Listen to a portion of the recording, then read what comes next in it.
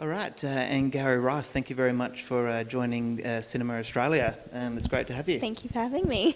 So, Angourie, that's an unusual name. Can you tell us about it? Yes, it is the name of a beach in northern New South Wales. Angourie means the tail feather of a sea eagle. It's an Aboriginal word, and my grandma lived in Angourie, so that's why I'm named Angourie. Yeah. There you go. So, tell us about Jasper Jones.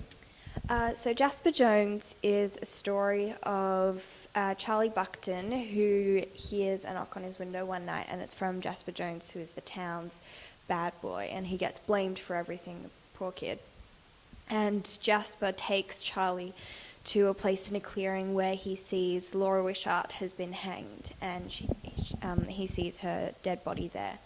And they decide that they have to figure out the murder by themselves because everyone in the town will just blame Jasper.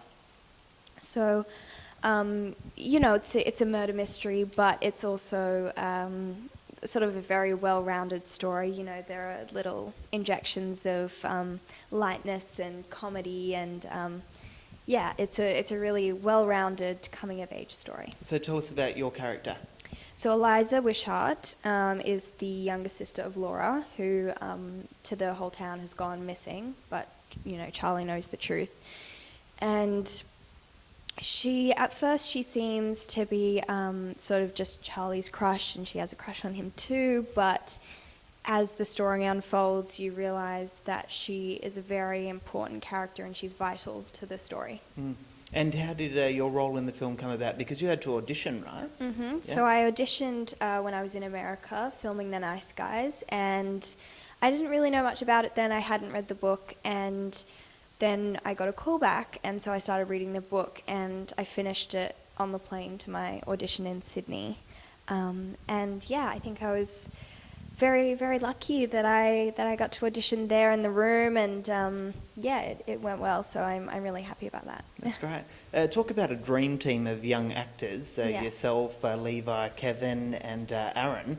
Tell us about working with those guys. Oh, it was fantastic. It's exactly how you would imagine it to be. I mean, so I think Levi was the youngest. He'd just turned 13, and Aaron was the oldest. He was 19.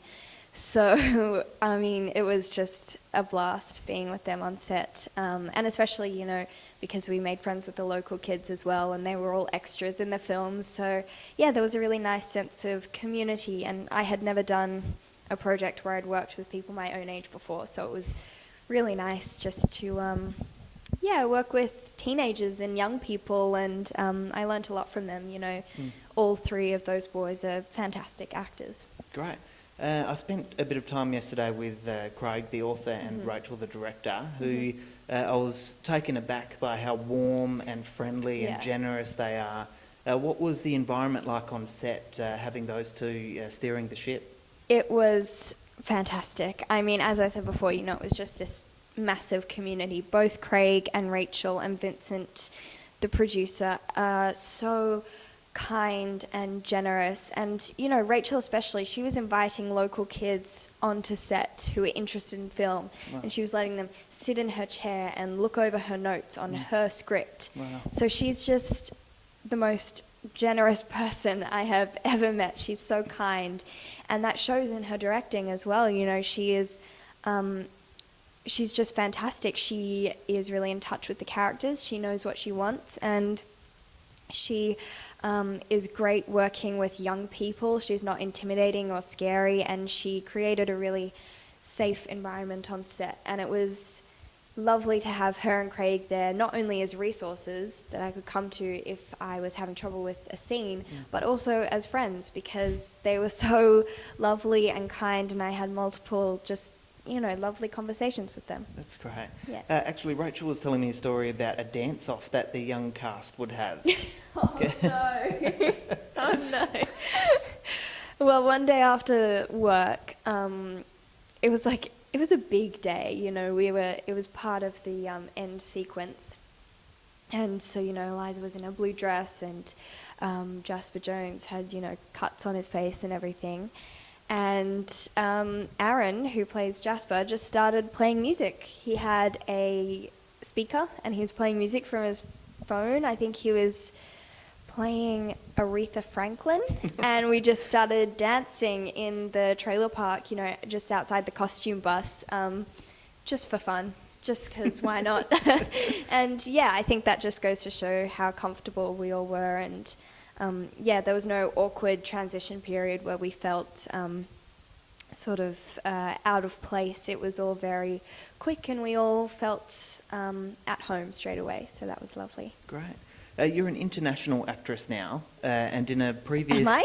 Well, in a previous interview you said that working at home is less scary. Can you elaborate on that? Yeah, well, you know, Hollywood is quite foreign to me still. The Nice Guys was my first major American feature, and I was terrified because I didn't want to mess up. There were so many people on set, so many people watching. Shane Black is a great director, and, you know, I didn't want to disappoint him. And, of course, I was working with Ryan and Russell, and they're both phenomenal as well, so I didn't want to make any mistakes. So I was pretty scared, but, you know, I loved the experience. It was fantastic, and I think I got a lot more confident on set, and I learnt a lot, definitely, from everyone who worked on set. So, you know, it was a new experience for me, and I was a bit more cautious. Even, you know, I still loved it. I had the best time. It was a fantastic shoot.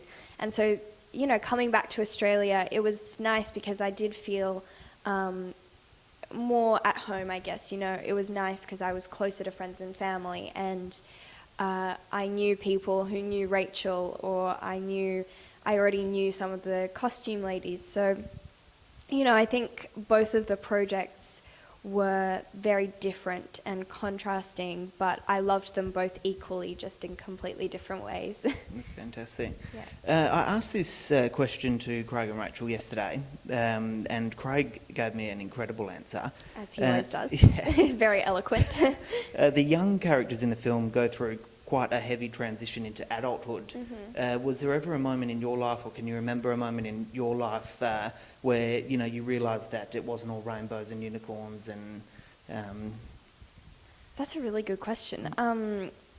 I think sort of growing up in the theatre industry and the film industry, you know, I started acting when I was about 6, and I've been very lucky, you know, it's escalated from there. I think, you know, there has always been sort of a pressure to be mature, because I have always worked with adults, you know. When you're on a film set, you're usually the only kid. If you're, you know, 6 years old, you are the kid in the film. So I did have to grow up quickly, I think. But I think that helped me a lot in a way, and I think going to LA and filming The Nice Guys, I think that was a really interesting experience for me, because, yeah, you know, I had to learn how to sort of interact with strangers who were really powerful and who I had a lot of respect for, and it was a bit intimidating, definitely, you know, meeting Russell. I mean, he's huge, he's a huge star, and he just has this amazing presence. But I think I definitely learnt a lot on the set of The Nice Guys, and doing the press tour as well. That I've never been more exhausted, you know. I did so many interviews, but I loved every second of it, and I would do it again. But I do think I learnt a lot on the press tour as well, because you sort of see the flip side to Hollywood. You see what everyone else sees. You see the publicity and the media and the interviews and premieres. So I think I also learnt a lot from that experience too. Great, fantastic. Young actors like yourself are often scrutinised for almost everything, you know, from their looks, their weight, who they're hanging around with. You seem to have avoided most of that so far. What advice do you have for other young people, not necessarily young women, but young men as well, who are thinking of wanting to join the industry? Yeah, you know, I think I've been very lucky in terms of the media. I think everyone has been very generous and kind to me. So I've been very lucky and very grateful for that. I think in terms of young people starting in the business, It's difficult. I'm not going to lie. It's really hard. It's not, you get one role and that's it. You're a star. I think it's a blend of a lot of support from the people around you, a lot of hard work, and also a lot of luck. I was saying just yesterday, I can put my heart and soul into an audition and I still might not get it because that's just the way it's supposed to be. And I think, it's difficult, but I have to learn that, not every role is right for me, and I'm not going to get every role. I probably get 10% of the roles I audition for, probably even less. So I think it's really important for young people not to get too caught up in it and to sort of stressed out about getting roles and, getting big things. Because if you really love it, then I think the most important thing is just to tell stories and tell stories that are important to you and that you love. And I'm really proud of the stories I've told so far in my career. I think each one is really interesting and exciting. And so, I think just start acting wherever you can and start telling stories and making your voice heard. Fantastic answer. So I feel like 1 minute we're watching you run around in a carnival video clip and the next you're tearing up the screen alongside Rusty and Ryan Gosling. Would you agree that this has all happened so fast for someone so young? Yes, it's happened very quickly. I think I've been lucky, it's happened over the past sort of 3 years, 2 to 3 years. So I went to Cannes with These Final Hours when I was 12 or 13. And that's where it all began, I guess. That's where I got my American agents. They helped me get The Nice Guys. So, and since then, I've been extremely lucky with the opportunities that I've gotten. So, I think it has happened super quickly. I hope it doesn't end because I love what I'm doing now, and I'm really proud of the achievements that I've had or made, and I want to keep telling interesting stories, and I want to keep finding projects that I'm passionate about, and I hope it doesn't end too quickly. I hope this isn't the peak. I hope I keep getting opportunities to work. I'm sure this isn't the peak. Thanks. I've got one last question, and it's quite a serious question. Okay. What would you prefer? A hat made of spiders or penis fingers? Okay, so we've talked about this at multiple Q&As. Right. I don't see how anyone could choose penis fingers. I don't understand it. I would totally... Rachel did.